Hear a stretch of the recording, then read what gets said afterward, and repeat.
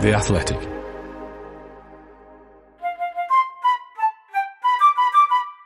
Hello, welcome to the Tifo Football Podcast. There is no Joe again. Joe is on holiday, somewhere romantic in the countryside with his partner, having a nice time. There's also no JJ, so we've worked JJ pretty hard in his first few weeks at Tifo. So we gave him the weekend off, no football for him. But we do have Alex. Hello, Alex. Hello, sorry about that. No. Excellent start to the pod. What did we talk about today? So we spent quite a long time on the FA Cup final, particularly on Yuri Tielemans and Kasper Schmeichel. We went very niche. We really took advantage of the fact that Joe isn't here. We went pretty self-indulgent this week. We talked about Clermont Foot's promotion from Ligue 1. Had a little bit of time on Lille. Talked about Besiktas winning the Turkish Championship. And we did some full-scale propaganda about Dusan Vlahovic, didn't we, Alex? Yes, we did. Yes, indeed. Okay, he's very good, and we try and explain why. We also point back to the fact that we've known he's been very good for a long time, and we want due credit for that, even though we can't locate the video, which proves that conclusively. So just search among yourselves. It does exist. It does exist. Just trust us. It definitely exists. And maybe if there's a quiet point this week, we'll dig through the archives and find it, and just prove how very, very, very, very smart we all are. Okay, let's get on with it.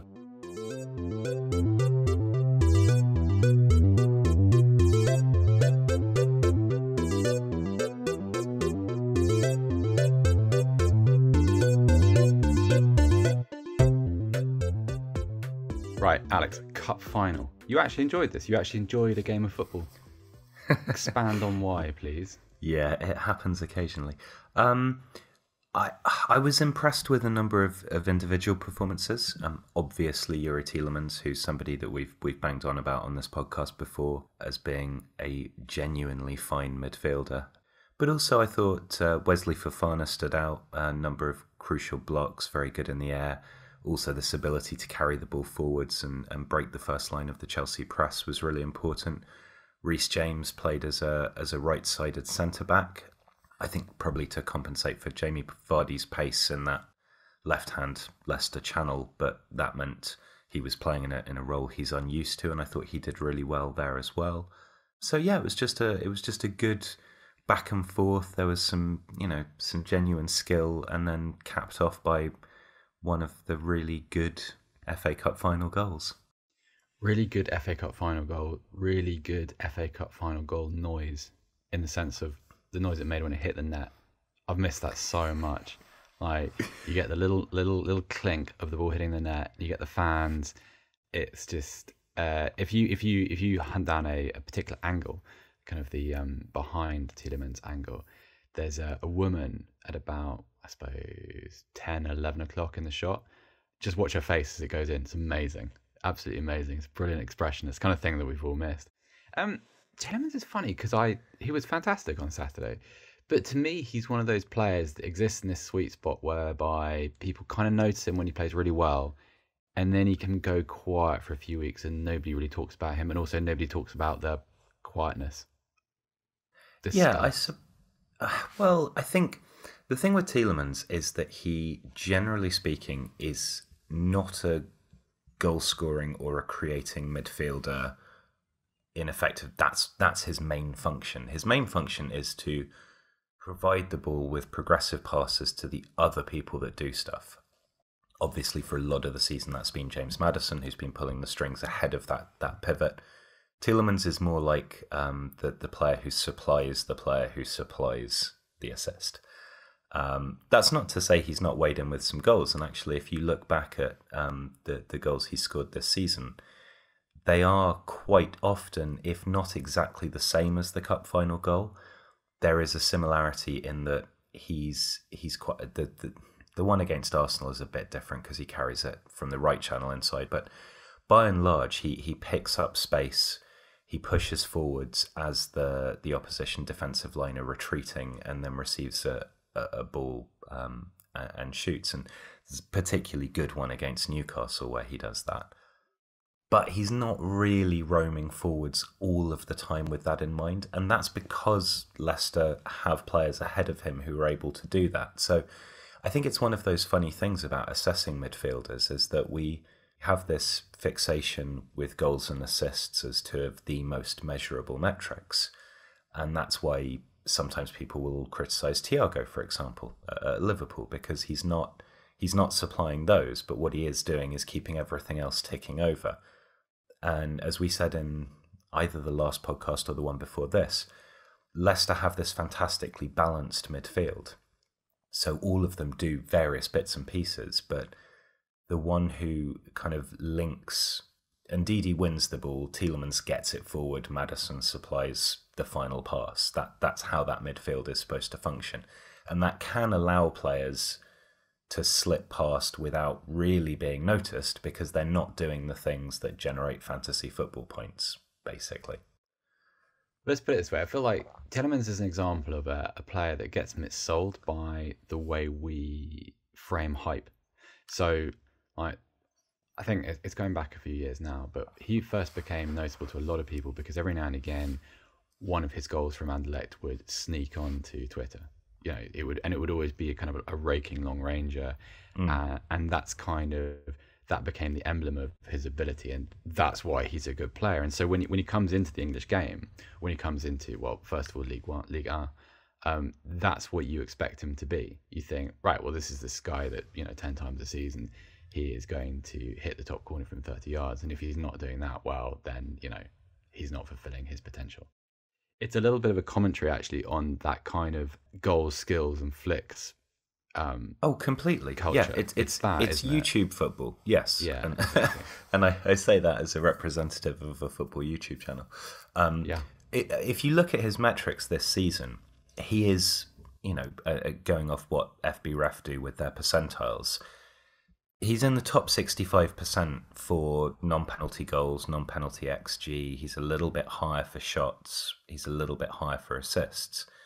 But where he really, really stands out, where there's only maybe 10, 12% of midfielders in Europe's top 5 leagues that are better, are for shot-creating actions and progressive passes. So shot-creating actions are one of the two things that then lead to a shot. So it might be a dribble, it might be a pass, and it's the two preceding actions. And this is why I say he's the guy who passes to the guy who passes to the shooter. Yeah. Progressive passes are passes that, advance the ball a particular distance. These metrics vary from provider to provider, but basically a progressive pass is a pass that cuts the opposition open in some sort of way. And I think that's the measure of him. And that's why I keep going on about it. But the balance of this Leicester midfield is particularly well geared, that each of them are particularly good at doing a certain thing that all kind of links together. And because Tielemans isn't doing the stuff that gets on a highlight reel necessarily, his goals are, he has a knack of scoring incredibly good goals, which is not a function of him looking for worldies, but is a function of the way that he pushes up when Leicester are in a particular phase of attack, when the attack is dynamic, when the ball's out wide, there's the opportunity for a cut pass. He's the one who is arriving at the edge of the box to be able to strike it, first or second time and score a really good looking goal. But he doesn't do it that often because that's not his job. And I do think that we can sometimes, in a way, the fact that he scored this incredible goal in a showpiece game for English football, which has fans back for the first time in ages, slightly does a disservice to how people will judge him, because in the next Premier League season, when he only scores like 5 goals, people will look at him and go, oh, well, why is he not pinging them in from 30 yards every game? And it's like, this is the same problem again, isn't it? Yeah, exactly. If this is your introduction to Youri Tielemans, then it's kind of like what happens if, I don't know, a football account on Twitter starts providing some kind of social commentary and attracts a whole lot of new followers, and then all of a sudden it reverts back to like opinions about Burnley Fulham on a Saturday. It's that, and it's kind of, well, a good form of that. Burnley Fulham makes it sound like Youri Tielemans is normal, is a bit dull, which it isn't. Before we move on from him, I do want to talk about his career, because I've always found it a little bit strange. You had the first phase, which was great expectation, and this guy's heading for the top of the game, Ballon d'Or, European Cup, etc., etc. Then he went to Monaco, and I still don't really know. I don't know enough about French football really to understand why it didn't work there. But when it became clear that he was available, he still had his reputation in this country, and yet quite a few teams passed on him. And I imagine that, if he had an agent worth his salt, then at the point at which he was about to leave Monaco, then quite a few other sort of European heavyweights would have been aware of his availability. And yet his best option, and I mean this with no disrespect, but his best option was a loan to Leicester City, which felt like, I remember without any justification thinking, there's a red flag somewhere. There's something about him that people don't like, that technical directors and sporting directors are looking at and thinking, no, not for £40 million. And now, a couple of years later, I remember actually, I think I saw his debut for Leicester. They played Spurs at Wembley, and I was reporting on that game, and Leicester got beaten, but Tielemans was best player on the pitch. And ironically, Spurs were one of the teams that passed on him. Like, they had an option to, or they were part of a negotiation, and someone within the organisation said no. I still don't see what it is, or what it would be that someone would say, yeah, no, not for me. I think it's tricky. I mean, the season before he moved to Monaco, he was explosive and got 13 goals and 13 assists in the Belgian top tier.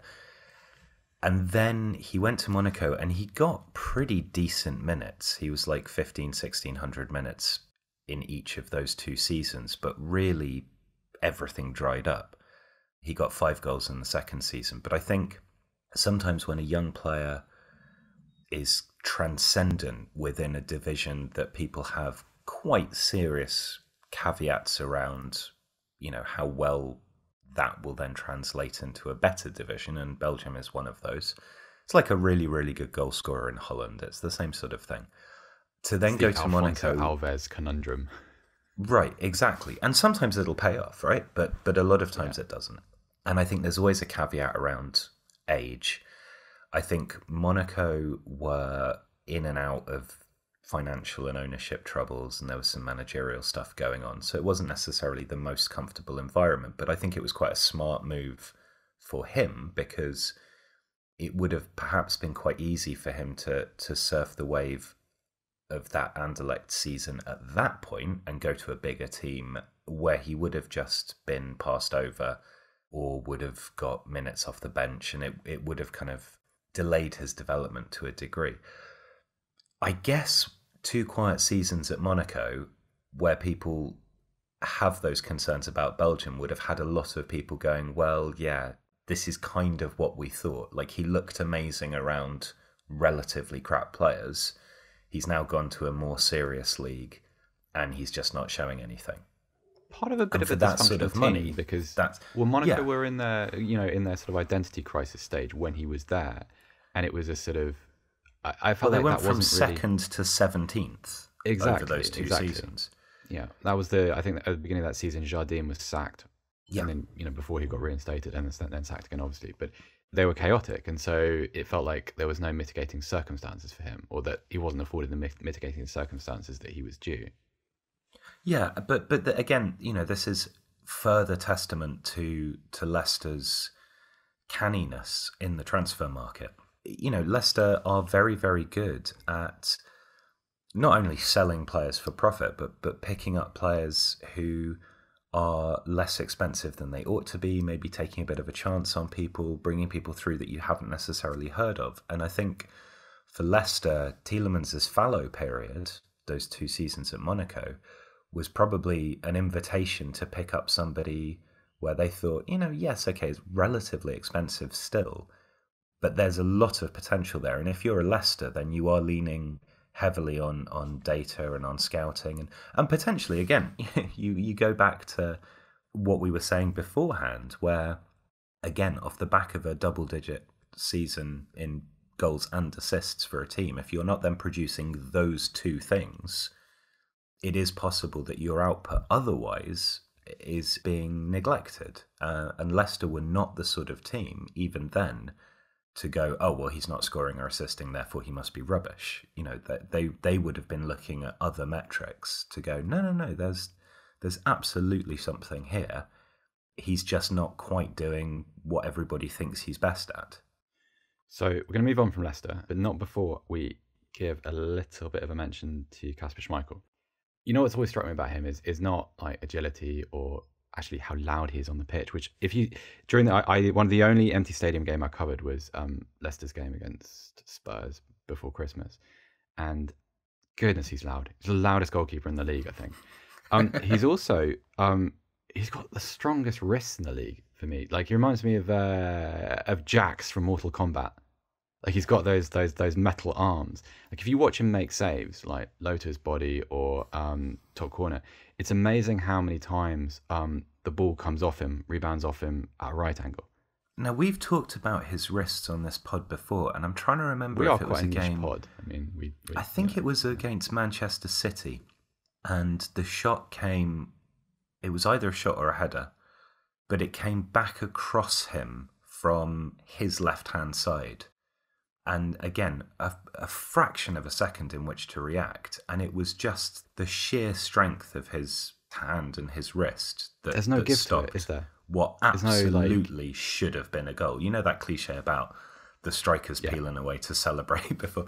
And I think Schmeichel has this ability, because of that strength, to save shots, particularly from close in, that he has absolutely no right to.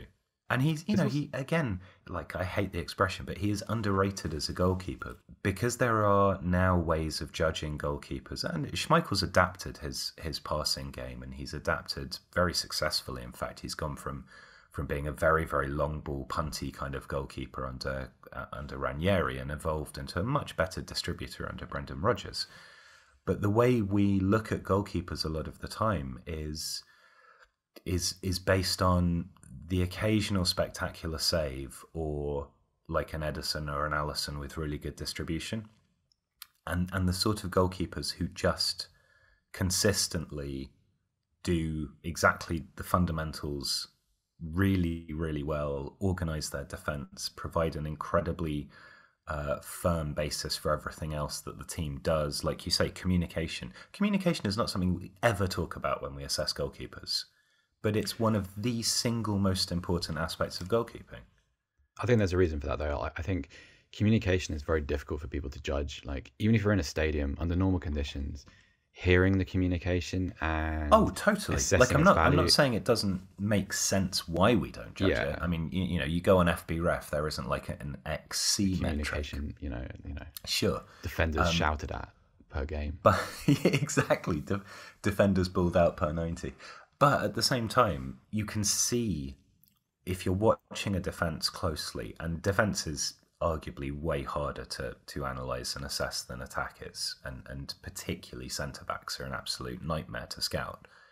But you can see when a defence is playing behind a goalkeeper that has their confidence and who tells them what to do and where to stand, and there's just a cohesion that you get from that you can sometimes see as lacking in more callow goalkeepers, or goalkeepers who are having a bad run of form and don't have the confidence to express themselves.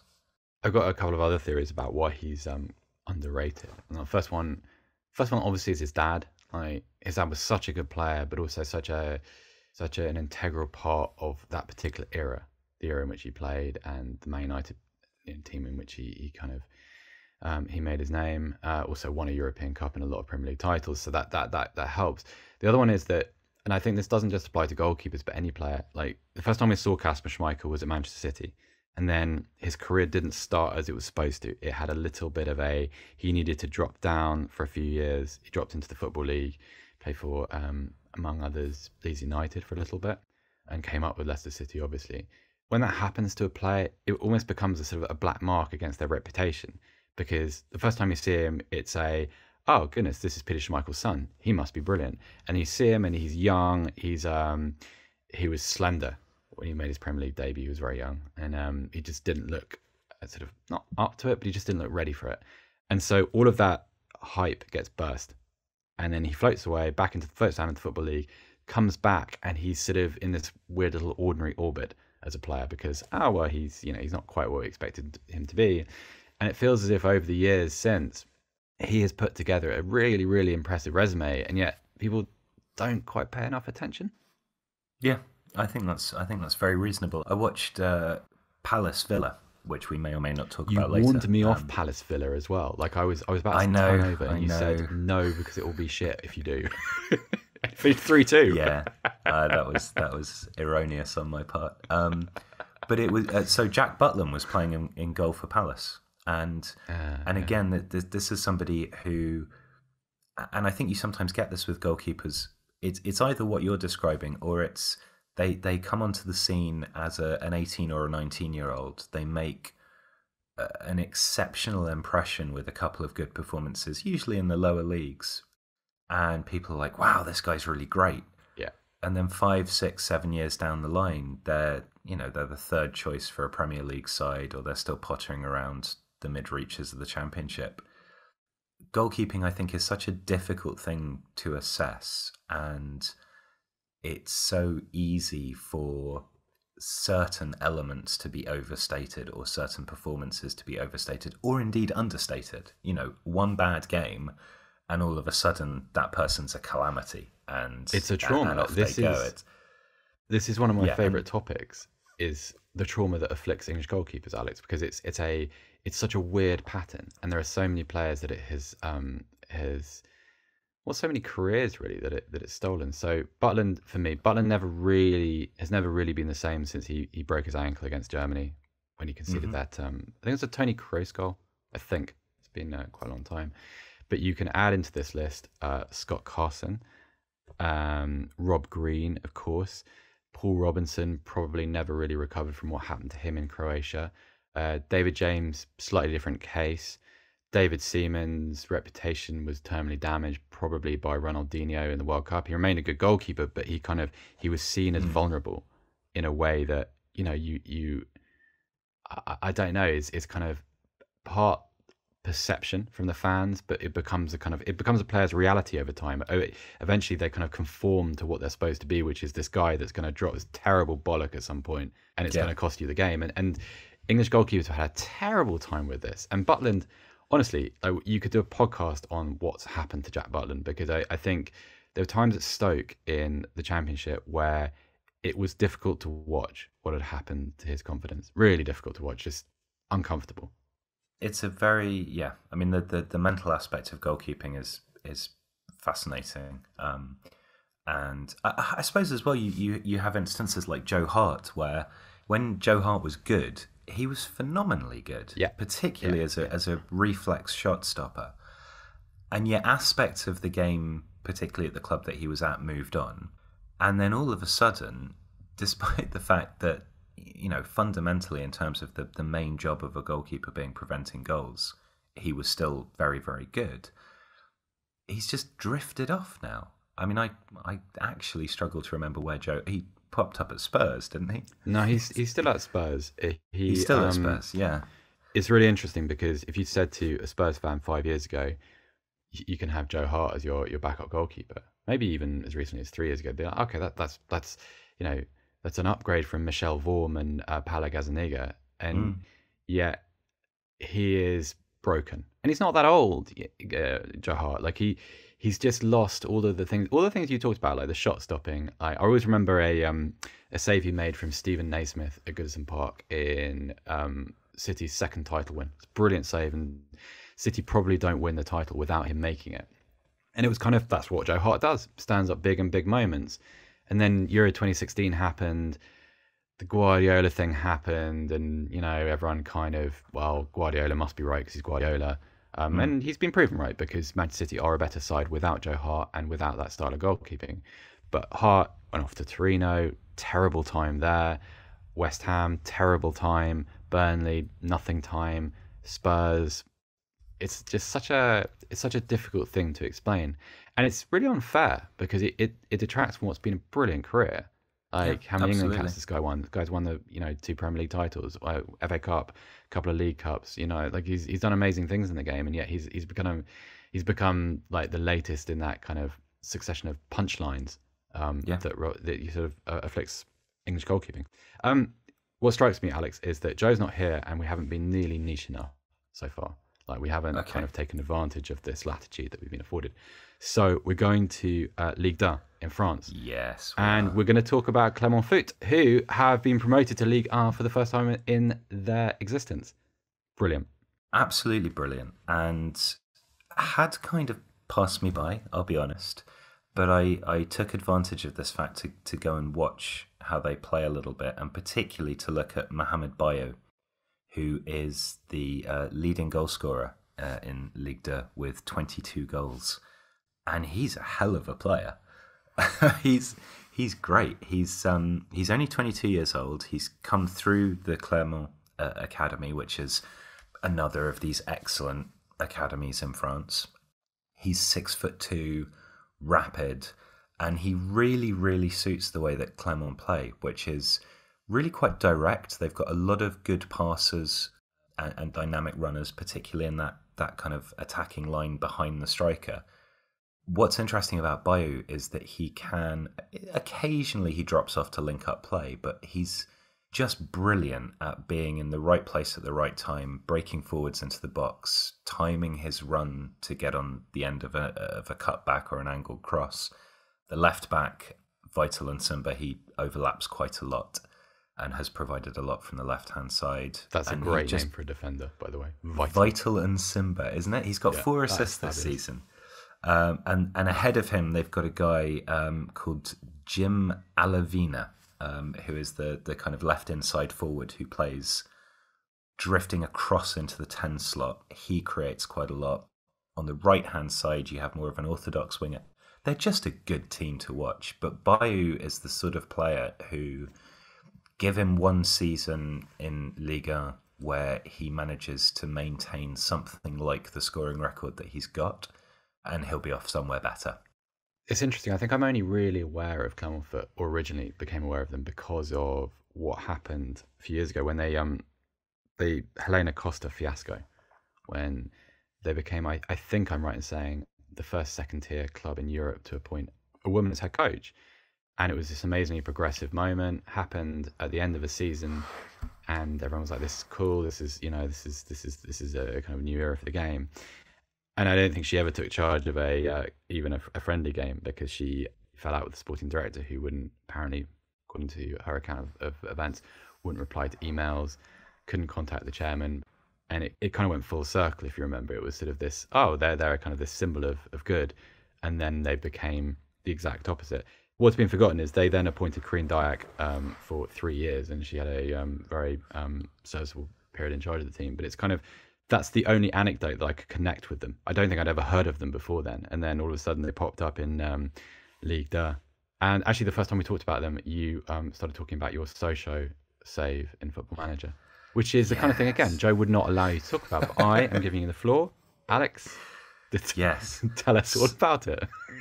So Sochaux, I God knows how I came across them. I have absolutely no idea. But the 1999 2000 Sochaux squad had a number of players that in the game, went on to be really, really good. So people like Benoit Pedretti, Pierre-Alain Frau, Kamal Meriem. Okay. Yeah. They also had Omar Daf, who went on to, I think, he was recently the manager of Le Havre. He may still be. No, I think he was replaced, actually. But it was the first save that I kind of really got in. I played Football Manager sporadically prior to that. In fact, it was probably Championship Manager not long before then. But Sochaux was the first one where I kind of really got into it and played, like, I don't know, maybe 5 or 6 seasons in that year of school. Started buying other players like Olivier Monterrubio from Nantes. Mikel Landry was the goalkeeper who I acquired the next season.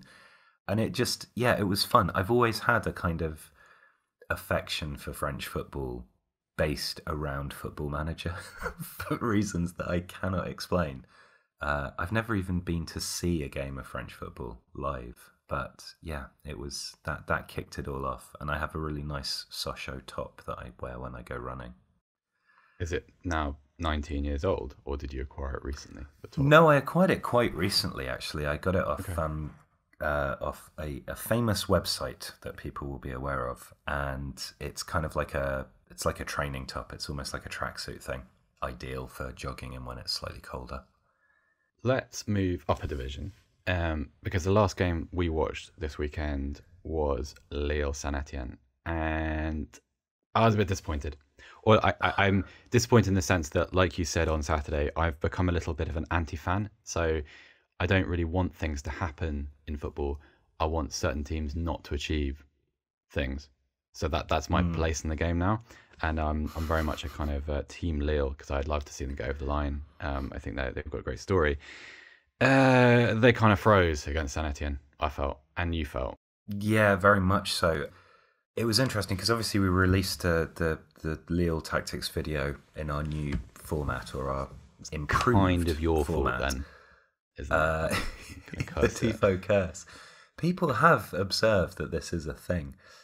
And you could see and obviously in order to do that video, I watched a lot of Lille playing. And in this game, it was like they were trying to do all of the things that they have done successfully all season. They were just half a beat slow all of the time. There was a lack of... I don't know if it's a lack of urgency or a lack of confidence. And it's really, really hard. I mean, it's a decade since they won the title. That squad is quite young. It's relatively inexperienced. There's not people in it that you look at and go, I mean, you know, the old heads, people like Yilmaz and Font.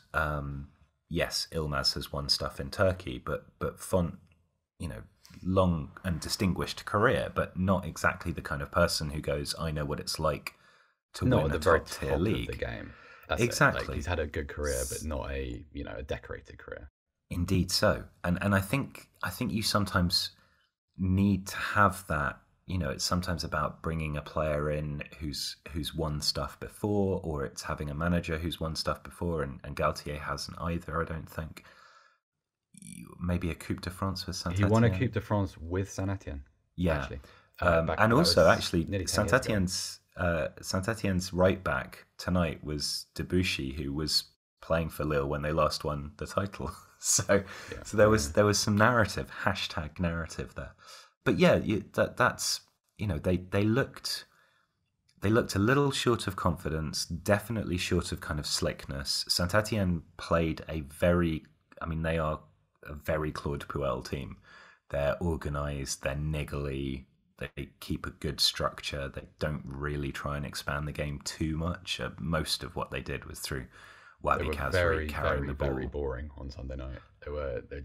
And have been very, very boring. I mean, it's a funny thing. So Lille next play Angers, and if they win, then they are fine because they have a points grace against PSG. But Angers and Saint Etienne are, I think, 11th and 12th, pretty much the same number of goals conceded. Both play a very similar kind of way and are exactly the sort of teams that you don't want to watch if you want to get a sense of how French football can be exciting and enjoyable. Angers and Saint Etienne are not exciting and enjoyable. They are frustrating and defensive and tedious. And so that makes it a really hard fixture for Lille, both of those fixtures, because they know that they're playing somebody who just wants to give them nothing. In their defence, I thought they should have had a penalty for that Jonathan David incident where he got kind of kicked through the back of the heels. Yeah.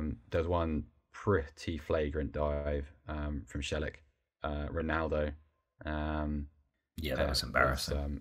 That was not a good look.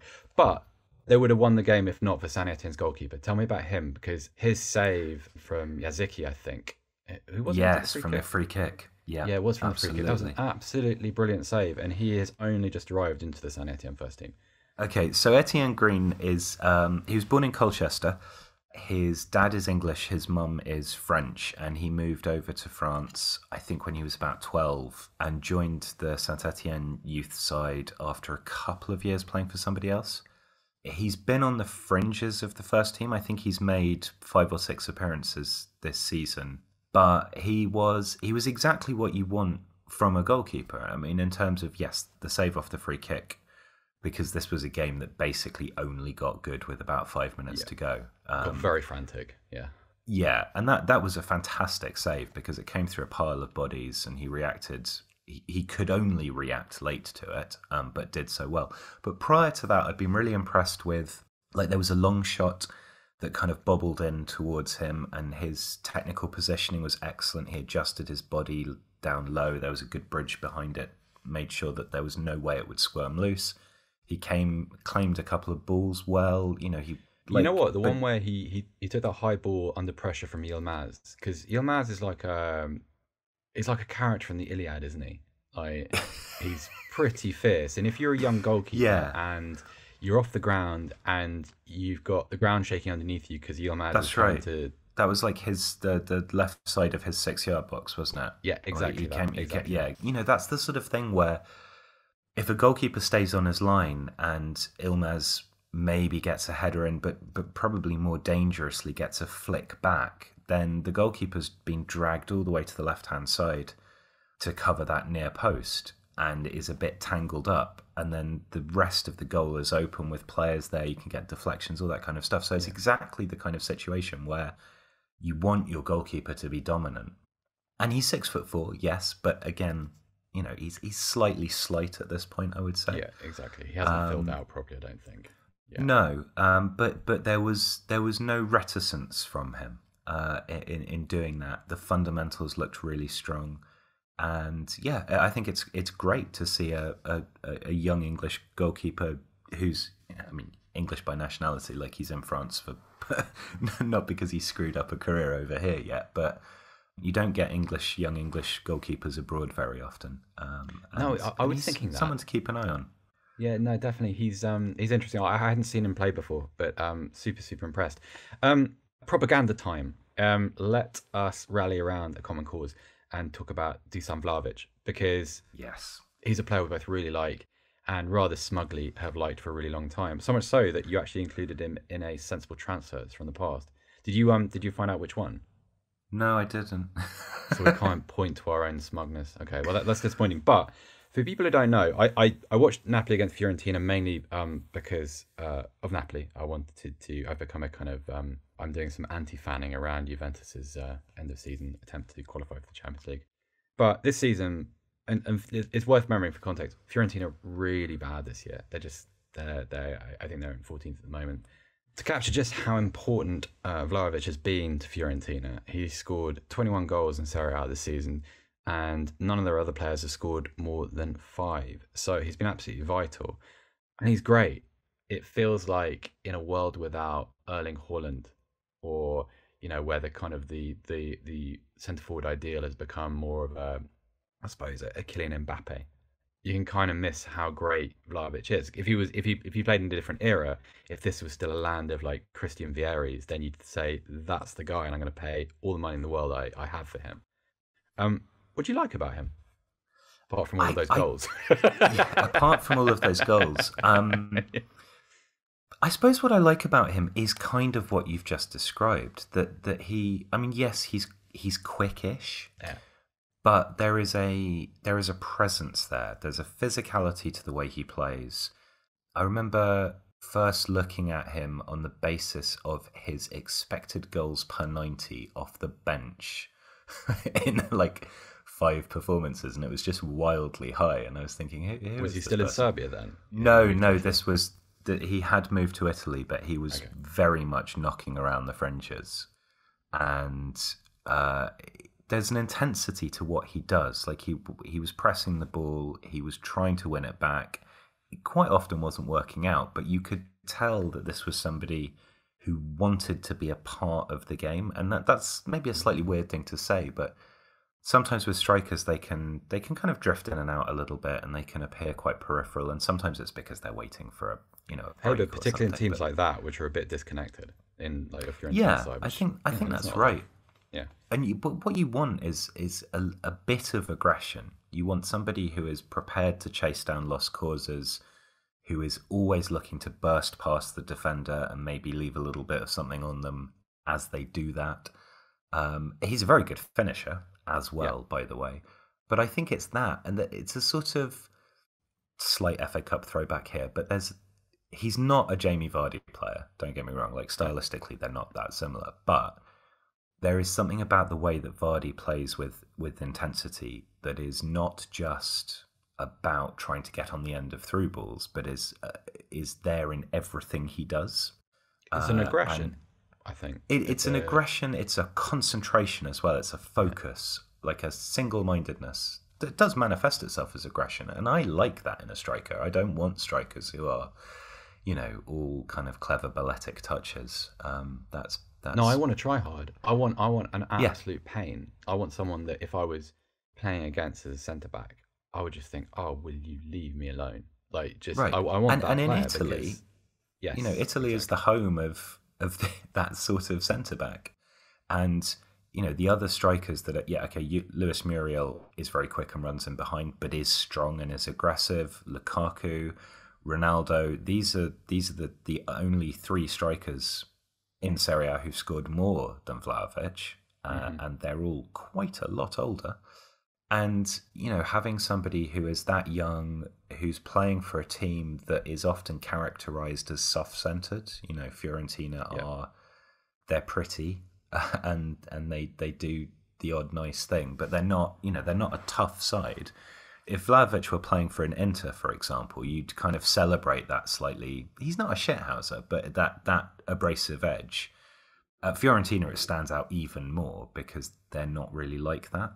What's sort of taken my interest is that I haven't watched every Fiorentina game this season just because, well, I just haven't. You have other things to do. I have other things to do, like I'm moving country, like I'm building a house.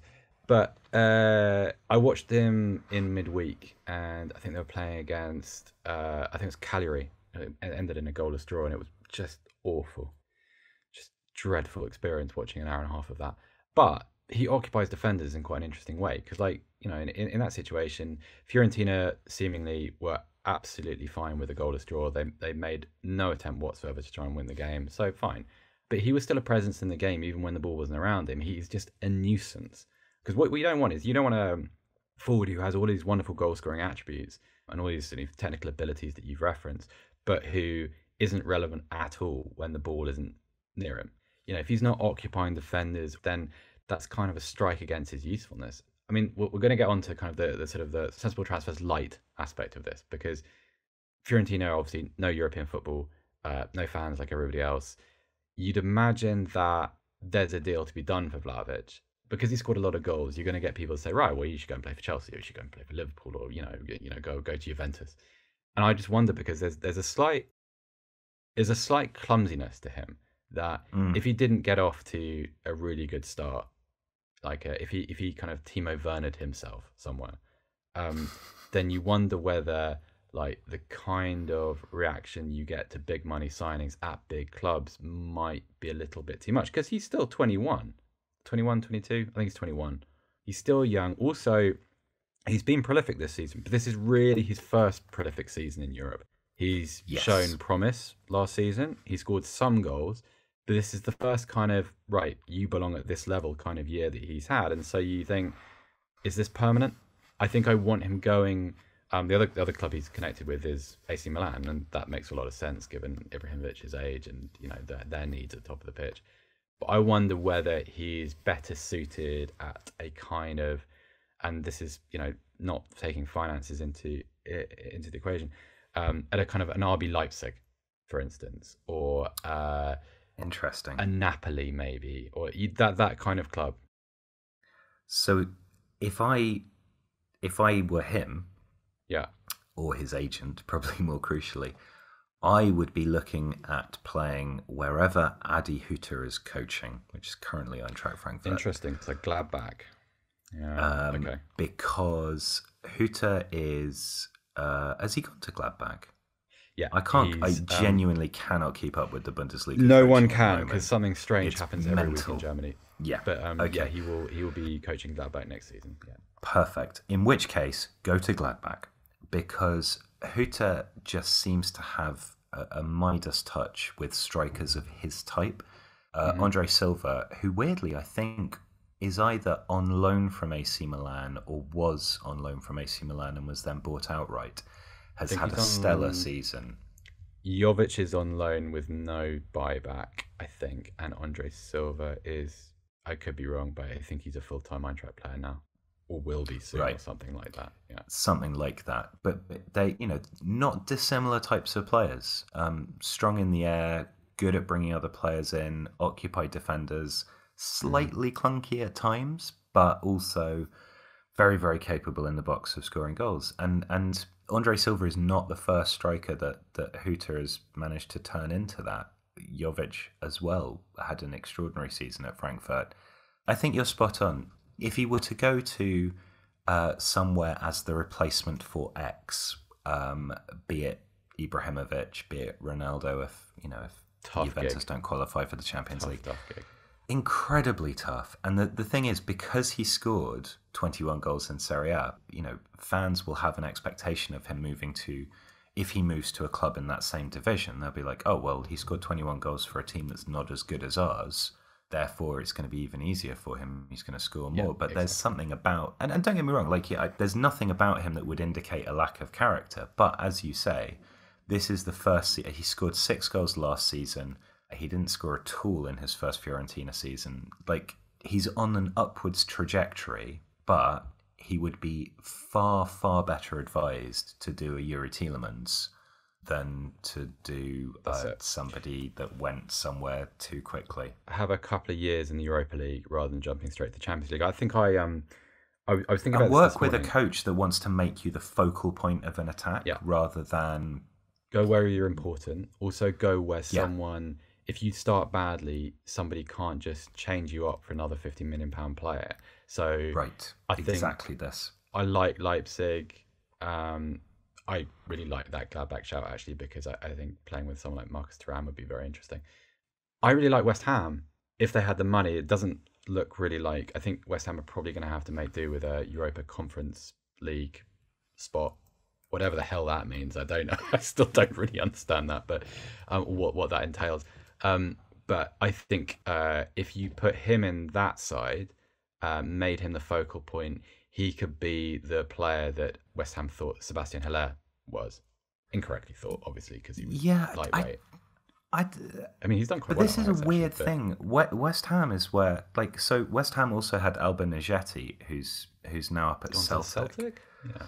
And had a really strong, goal every other game for Basel. And again, was a sensible transfers pick as a sort of bustling, quite edgy striker. And then went to West Ham and just did nothing. Absolutely flopped for a season. Barely got any time on the pitch. When he did, he looked lost, confused. Haller, big money, nothing happened. I wonder if there's something about the way that West Ham play, the way that Antonio is such an unorthodox centre forward. I think you can incorporate that. It's very hard. Alex. I quite like the idea that it's a little bit of contradiction, because I love the way Antonio plays. I think he's brilliant. At the same time, I'm a little bit uneasy about putting my entire season's hopes on his shoulders, just because he is a little bit brittle. Oh, totally. Yeah, but he'll never play 38 games in a Premier League season. He just won't. Adapting to a striker like that does require a team to play a certain sort of way, and West Ham generate a lot of their goals from elsewhere. I know Antonio scores a lot, but with people like Souček bursting forwards and the threat from set pieces, it just feels like if I were a striker, I would be very wary of going to West Ham currently, because I just feel like it's a place where potentially good players end up struggling for reasons that I can't quite understand. I like to think that one of the reasons why that happened in the past has kind of been solved, which is that the ownership seemingly took far too much, were far too active in transfer policy. They were a classic example of people that wanted to do deals and kind of thought they knew the game in the way that I know the game, instead of kind of trusting people that had a process or allowed, for instance, a head coach to build a team around the players that he wanted. I don't know if that's fair. That's just always the way it seemed. There's always been a kind of, we'll have that player and, give me one of those and I'll take a Gokantore and a Faguli and, it was very scattergun. There was that kind of Lacazette summer where, they were absolutely determined to spend £40 million on Alexander Lacazette, and he had no interest whatsoever in playing for West Ham. But, it kept on going. And then when they didn't get him, they were just going to spend that money somewhere. And it's like that era has gone. And I think, you mentioned Souček, I think West Ham have become really smart because certain people within that organisation seem to now understand where their limitations are. And I think that's hugely important.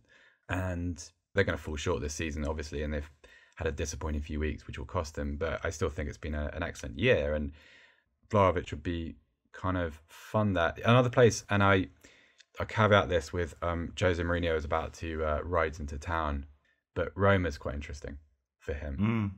Not too big. Dzeko's coming towards the end. Yeah. Nice group of players behind him. Good midfielders, creative midfielders.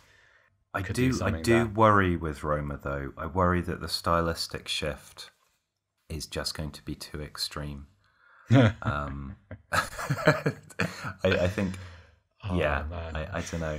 I mean, it's a good shout in terms of replacing Dzeko. With the caveats that we've said about replacing players, but I think there's a significant difference between replacing him and replacing, someone like Ronaldo or Lukaku. But I do think Roma could be a proper bin fire next season. Oh, I fear for Roma a little bit. Like I have a little bit of sympathy for their fans because I kind of know what's coming. But it's interesting. It's like I'm very suspicious of just like how quickly they hired Mourinho, because ordinarily, like given his CV over the last sort of half a decade, you think I want to sit down and talk to this guy a lot. I will also want to give him time to reflect. I know that made no difference at all to what happened after he left Manchester United, but you think, right, sort of evaluate what's happened. But no, it was 16 days later. So you kind of thought, no, I'm good with what he showed at Tottenham. And yeah, I don't know. I just wonder whether he doesn't seem like a man geared towards quiet reflection of his own shortcomings. But I kind of want to see a Mourinho reinvention. He is a very smart guy and he has got a very sharp footballing mind. I would love to see an Act 3. Like I want to know what that looks like, where he kind of takes revenge on the football world and proves that he is able to reinvent himself and he's able to silence all the people that doubt him, because that would make for a very interesting storyline and it would be something worth watching. I just fear that I think this is his last chance at this level of the game, just because of, unless he significantly drops what he earns, and he kind of I just can't see anybody going for this kind of thing again if it goes wrong. And so I think I don't know what to expect. I fear the worst, but I fear that maybe I haven't cooled off enough yet, so maybe I'm a little bit biased towards the situation. So we'll give it a summer and we'll revisit it. Let's end with, because we can't really do a podcast without mentioning this, but we're going to do it with a little bit of a spin. Alisson's goal on Sunday, fun. That was cool. That was a proper goalkeeper's goal. Like there are certain ones where, let's do it the other way around. Actually, your favorite goal scored by a goalkeeper? Well, it's not Asmir Begovic's one against us. That's for sure.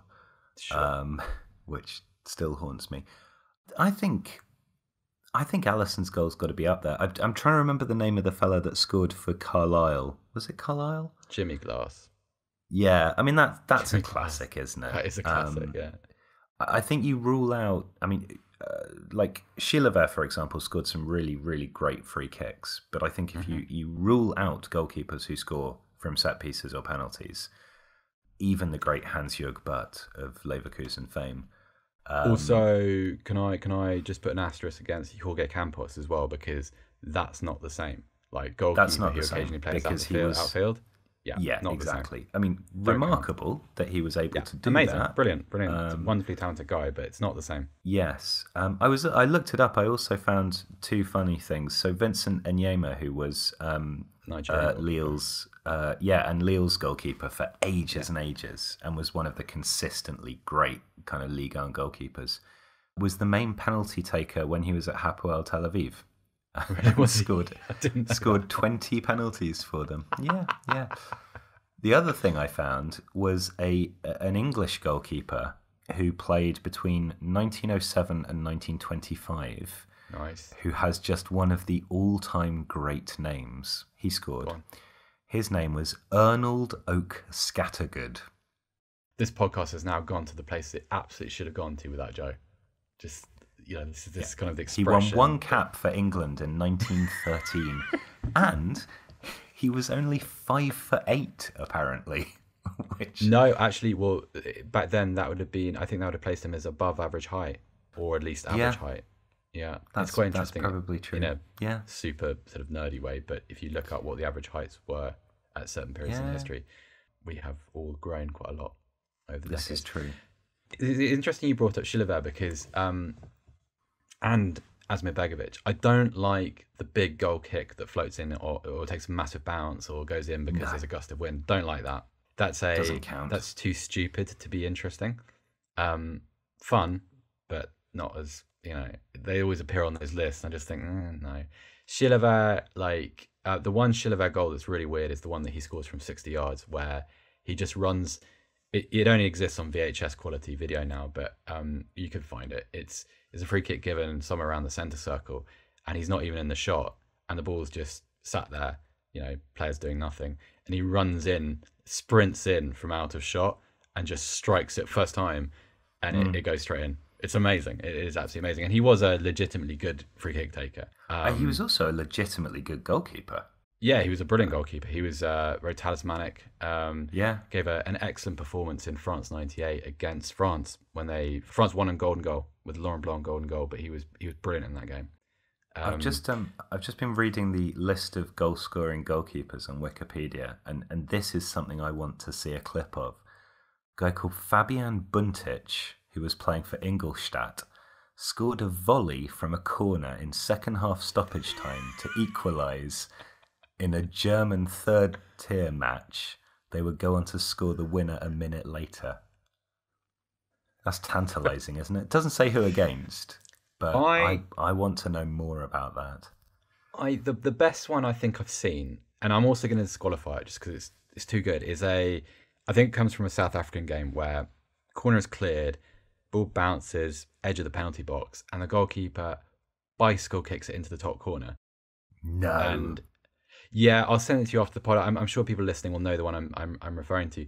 But it's when my goalkeeper scores, I want it to have a slight scruffiness. I want it to be a little bit shit in a way which is faithful to, the limitations of the position. I don't want my goalkeeper rifling shots in from 25 yards off the underside of the bar. And I have to say, Alisson's header was legitimately good. This is the thing. If a centre forward had scored that header, they would be pleased. Yeah, and so this takes me back to where I want to go, because it's a good header, it's a solid, good connection. If a centre half scored that, centre forward, rightly so, that they, like you said, they'd be pleased. I think I go back to Peter Schmeichel's header against Rotar Volgograd in the 90s because it's an abysmal header. And there's also, if you search, it was an equaliser, but United still ended up getting eliminated, I think, I'm remembering. There's a great photo of it where Schmeichel is heading the ball, and I think he heads it from around the penalty spot, and it's quite a weak header, but the photograph captures him with the ball on his forehead and a Rotar centre half looking at him with this really startled expression on his face. It's a brilliant photo. I tell you what, when we post this tomorrow, I'll try and dig it out. But it's also, it should never go in because it's a weak header. It's something that it looks like I've headed the ball. It's crap. And so there's this really fine line. I feel like this is somewhere we're kind of treading on the Football Cliches podcast lawn at the moment here. But yeah, there are kind of rules around this stuff, wasn't there? Yes. Right. And there are also rules around time, so we should probably finish. I'm going to talk, I'm just going to monologue very quickly about the final day in Turkey, because Besiktas got over the line. And I've really enjoyed Turkish football over the last couple of weeks. I've been watching my father-in-law, so I've got quite into it because it matters an awful lot to him. And it's fun because you run into all these players that you'd forgotten about. There's a Ryan Babel here and a George Kevin Nkodo over there, and there's Fabio Barini, and Gedson Fernandez is in midfield and he's playing quite well, and there's DeAndre Yedlin. So it's kind of I don't know how to describe it, but the quality's been good and it's been tense, and it's pretty rare that you go into a final day of a season with 3 clubs able to win the title, and all 3 of those clubs being from the same city. My father-in-law has been hoarse for the last 36 hours because Galatasaray didn't quite get there, but it was good fun all the same.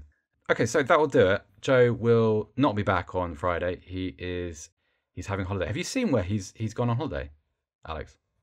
Looks very cool. No, I haven't. No, it's very, very nice. He's booked himself. He and his partner have gone off, and they booked themselves a sort of a country retreat. And it's got a sort of a dock moat type thing. It's looks very, very nice. Sounds great. Yeah. I'm imagining him kind of listening to us, checking in on us, but he's sitting on the dock with his feet in the river, happy. And hopefully he'll come back. He won't be checking in on us. No, he won't. He'll just be. No, probably not. Anyway, that will do it for today. Thank you, Alex. Thank you very much. And thank you to everyone for listening. We'll be back on Friday.